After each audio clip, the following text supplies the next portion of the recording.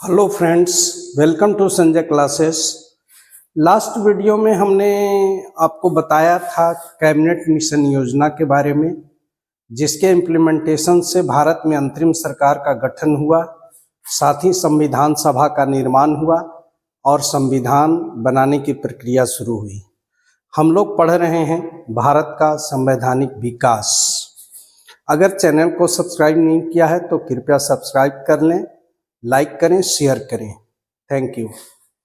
आज हम लोग देखेंगे अंतरिम सरकार के बारे में, साथ ही इटली की घोषणा से लेकर के और स्वतंत्रता अधिनियम तक सभी चीज़ों को देखेंगे आज हम लोग। सबसे पहले शुरू करते हैं अंतरिम सरकार, जो 1946 में कैबिनेट मिशन योजना के अंतर्गत जो अंतरिम सरकार के गठन का प्रस्ताव था, जिसे कांग्रेस ने स्वीकार कर लिया और भारत में एक अंतरिम सरकार का गठन किया गया। इसमें यहाँ पर लिखा हुआ है मंत्री, और एक तरफ विभाग का चर्चा है कि किसको कौन सा विभाग मिला। तो सबसे इम्पोर्टेंट हम देखेंगे जवाहरलाल नेहरू के नेतृत्व में हुआ था।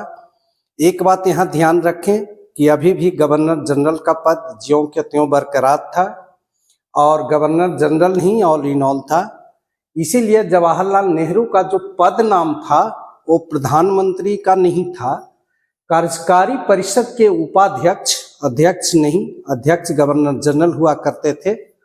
कार्यकारी परिषद के उपाध्यक्ष, विदेश मामले और राष्ट्रमंडल, ये जवाहरलाल नेहरू के जिम्मे था। सरदार वल्लभ भाई पटेल गृह मंत्री और सूचना एवं प्रसारण, इनका 2 पोर्टफोलियो इनके जिम्मे था। एक बात हमेशा ध्यान रखिएगा, इससे सवाल जरूर पूछा जाता है, इसलिए इसको खास करके बीपीएससी में तो इससे एक सवाल रहता है, इसे ध्यान से देखेंगे। डॉक्टर राजेंद्र प्रसाद, ये बिहार से बिलोंग करते हैं, इसलिए अक्सर ये सवाल पूछा जाता है।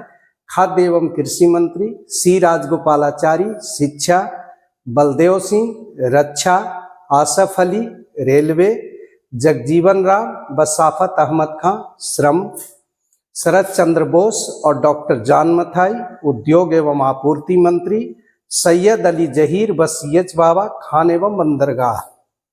यहाँ एक बात बता देते हैं कि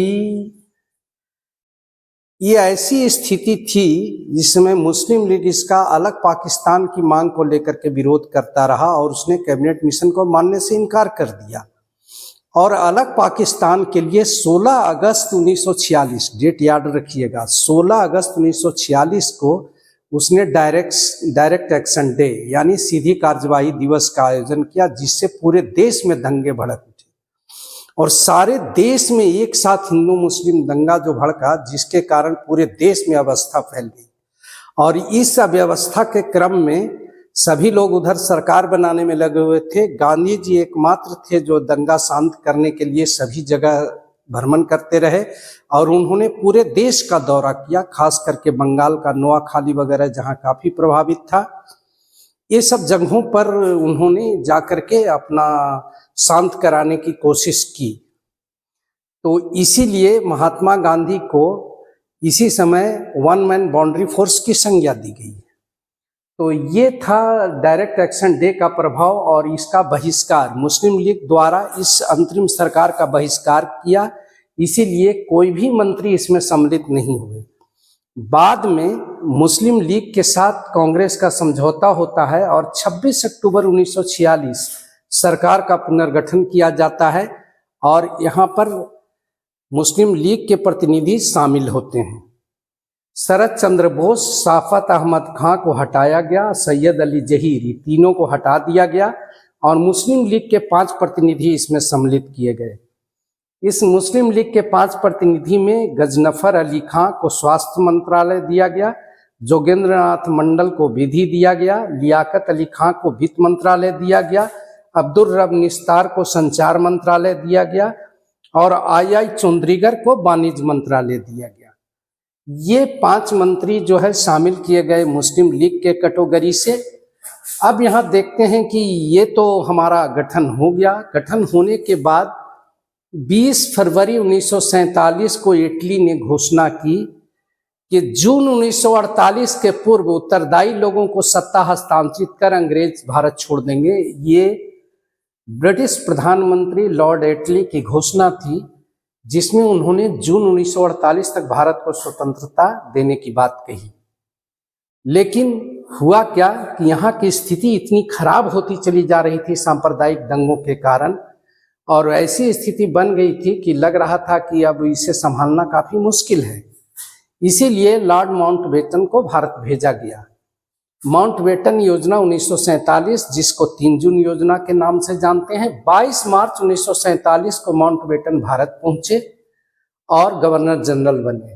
3 जून 1947 को उन्होंने अपनी नीति की घोषणा की, जिस घोषणा में देश का विभाजन अनिवार्य है तथा सत्ता हस्तांतरण की तिथि जून 1948 के बजाय 15 अगस्त 1947 निर्धारित किया गया। ये बहुत ही अहम फैसला था। कांग्रेस के बहुत सारे जो नेता थे वो स्वीकार करने पक्ष में नहीं थे, लेकिन देश की स्थिति को देखते हुए अंततः तत्कालीन सभी कांग्रेसी नेताओं ने, इवन गांधी जी और जवाहरलाल नेहरू जैसे नेताओं ने भी इसे स्वीकार किया, और स्वीकार करने के बाद भारत में 2 कंट्री यानी कहिए 2 डोमिनियन स्टेट की स्थापना संभव हो पाया।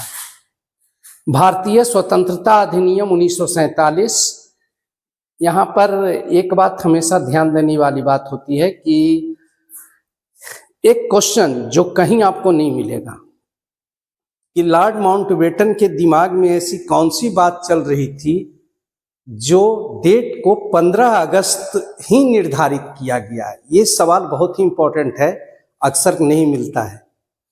तो 15 अगस्त 1947 निर्धारित करने के पीछे कि 15 अगस्त ही क्यों, 14 क्यों नहीं, 13 क्यों नहीं, या अदर डेट क्यों नहीं? तो 15 अगस्त निर्धारित करने के पीछे जब माउंटबेटन से सवाल पूछा गया था, तो माउंटबेटन ने बताया कि दरअसल 15 अगस्त सेकेंड वर्ल्ड वार के समाप्ति के बाद जब 6 और 9 अगस्त को हिरोशिमा और नागासाकी में बम गिराए गए थे, तो 15 अगस्त को उन्होंने अपना 15 अगस्त 1945 को जापान ने सरेंडर किया था। तो ये जापान के सरेंडर का दिन उनको था, इसी डेट को उन्होंने प्रेस्क्राइब कर दिया कि नहीं, 15 अगस्त को भारत को स्वतंत्रता दे दी जाएगी। भारतीय स्वतंत्रता अधिनियम 1947 ब्रिटिश संसद द्वारा 16 जुलाई को पेश तथा 18 जुलाई को भारतीय स्वतंत्रता अधिनियम को पारित कर दिया गया। इसके मुख्य प्रावधान थे कि 2 डोमिनियन की स्थापना 15 अगस्त 1947 निर्धारित किया गया, जिसमें एक भारत होगा और एक पाकिस्तान होगा। यहाँ बात देखिए, भारत में सभी अंग्रेजी प्रांत का विलय कर दिया जाएगा। पाकिस्तान की तरफ पंजाब और बंगाल का विभाजन कर दिया गया, 2 भागों में बांटा गया, और एक पाकिस्तान की तरफ एक भारत की तरफ रहे। असम के सिलहट के जिले जनमत संग्रह द्वारा पाकिस्तान को दिए गए। सिंध और बलूचिस्तान प्रांतीय विधानमंडल द्वारा पाकिस्तान में जाने के निर्णय के कारण पाकिस्तान को दिए गए। उत्तर पश्चिमी सीमा प्रांत और असम के सिलहट जिले, ये दोनों जगह जनमत संग्रह किया गया, जो पाकिस्तान में जाने का फैसला हुआ। ये विभाजन था, जो विभाजन के आज भी देखते हैं, जो बंगाल पहले पूर्वी बंगाल और पश्चिमी बंगाल हुआ, तो जो आज बांग्लादेश है तत्कालीन समय का वो बंगाल था, और बंगाल को 2 भागों में बांट करके पूर्वी बंगाल को दे दिया गया पाकिस्तान को, और पश्चिमी बंगाल अभी भी भारत में है। तो ये पंजाब भी दोनों जगह है, पंजाब पाकिस्तान में भी और भारत में भी पंजाब का भी बंटवारा किया गया। और उत्तर पश्चिमी सीमा प्रांत और असम के सिलहट, ये दोनों जगह जनमत संग्रह के आधार पर पाकिस्तान में जाने का निर्णय लिया गया। दूसरा, भारतीय रियासत कहीं भी सम्मिलित हो सकती है, वो भारत में भी जा सकती है, पाकिस्तान में भी जा सकती है, या स्वतंत्र भी रह सकती है, उनके फैसले के ऊपर निर्भर छोड़ दिया गया। दोनों के लिए पृथक गवर्नर जनरल बनाए गए, और इस क्रम में आपको हम बता देते हैं कि भारत के लिए माउंटबेटन ही थे जो गवर्नर जनरल के रूप में प्रेस्क्राइब कर दिए, इनको ही प्रस्ताव दिया गया और गवर्नर जनरल के रूप में इनको पद दिया गया। लॉर्ड माउंटबेटन यहाँ के बने रहे, जबकि पाकिस्तान के लिए 14 अगस्त को मोहम्मद अली जिन्ना को गवर्नर जनरल के पद की शपथ दिलाई गई और गवर्नर जनरल बनाया गया। इसीलिए पाकिस्तान अभी भी स्वतंत्रता दिवस 14 अगस्त को ही मनाता है और पाकिस्तान की स्थापना 14 अगस्त को ही पृथक गवर्नर जनरल मोहम्मद अली जिन्ना के बनने के कारण हो गई थी। दोनों के लिए पृथक गवर्नर जनरल बन गए। अब संविधान सभा को संसद का दर्जा दे दिया गया, यानी जब तक के फुल फ्लेजेज संसद का चुनाव नहीं हो जाता, संसद का निर्माण नहीं हो जाता है, संसद की व्यवस्था नहीं हो जाती है, तब तक संविधान सभा संसद के रूप में कार्य करेगी। ये व्यवस्था की गई। यहाँ पर कुछ बातें जो यहाँ पर नहीं लिख पाया वो आपको बता देता हूँ। सबसे इम्पोर्टेंट बात कि 15 अगस्त 1947 से लेकर के 26 जनवरी 1950 यानी संविधान के लागू होने तक भारत जो है वो राष्ट्र कुल का एक औपनिवेशिक राज्य यानी डोमिनियन स्टेट के रूप में रहा। 26 जनवरी 1950 को संविधान लागू होने के साथ भारत पूरी तरह से एक कंट्री बन पाया, एक स्टेट बन पाया जो सर्वप्रभुत्व संपन्न बना। इसलिए ये बीच का काल जो है वो डोमिनियन स्टेट का दर्जा, राजनीतिक रूप से डोमिनियन स्टेट का ही दर्जा रहा, जो ब्रिटिश राष्ट्रमंडल का एक सदस्य के रूप में था। आज भी पता ही है, आज भी जो राष्ट्रमंडल के सदस्य होते हैं इन प्रकार ना वही हैं जहाँ पर अंग्रेजी सत्ता हुआ करती थी। तो आज जो 52 सदस्य हैं राष्ट्रमंडल के, ये सभी कभी न कभी जो है अंग्रेजी सत्ता के अधीन थे। ये राष्ट्रमंडल के सदस्य कहलाते हैं। भारत राष्ट्र प्रभुत्व संपन्न तो बन गया लेकिन अभी भी राष्ट्रमंडल का सदस्य बना हुआ है। और यहाँ पर एक और बात है जो सबसे इम्पोर्टेंट है कि ये विभाजित स्वतंत्रता, मतलब स्वतंत्रता तो मिली लेकिन विभाजन के आधार पर, विभाजन के आधार पर ये स्वतंत्रता मिली।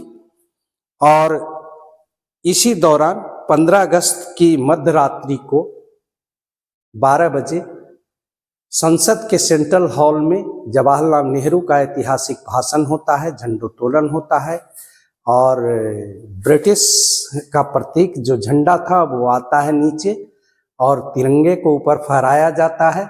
और जो संसद के सेंट्रल हॉल में जवाहरलाल नेहरू का ऐतिहासिक भाषण होता है। ये था हमारा स्वतंत्रता प्राप्ति तक का जो संवैधानिक विकास है। इसके बाद हम लोग आगे देखेंगे संविधान निर्माण की पूरी प्रक्रिया को देखेंगे कि कैसे कैसे संविधान का निर्माण हुआ, यानी संविधान निर्माण के क्रम में कौन कौन सी बातें आई जो संविधान के रूप में एक भारत का संविधान बना, कितने वाचन हुए, कितना क्या क्या हुआ, कौन कौन समिति बनी, सबके बारे में देखेंगे। और 26 नवंबर 1949 जो हमारा संविधान पर हस्ताक्षर होते हैं, कुछ अनुच्छेद को उसी दिन लागू होते हैं, बाकी शेष संपूर्ण संविधान को 26 जनवरी 1950 को लागू किया जाता है। Thank you.